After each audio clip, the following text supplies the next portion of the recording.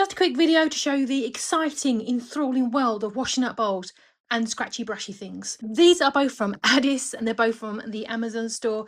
This has got a load of colours. I wish I'd gone for the pink, to be honest, but my husband would have moaned. It is a typical plastic bowl with the feet on the bottom, sort of to give it a little height to help water drain underneath it, so your sink doesn't get blocked up. Yeah, it is a standard double-handled washing up bowl, which will do its very job admirably. To go with it, this is a separate purchase, but I thought I'd show it here anyway. Is the Addis scrubby brush. This is the jumbo, so brace yourself, it's a jumbo brush. And this is just perfect for getting into the bottom of like cups that look a bit grimy or pans. Gives it a good scratch, lifts up all the muck and dirt and things, gives it a good clean. Got a nice ergonomic handle, a little hook there so you want to hook it out of the way. Yeah, and a nice grippy. It's not thin. Some of the ones you get at a bargain, they're like thin, but this is a nice grippy one. Yeah, let's take that off. Let's go wild. There we go. Don't know why the top's black when the breast is white. Don't know. Is it longer? Don't know.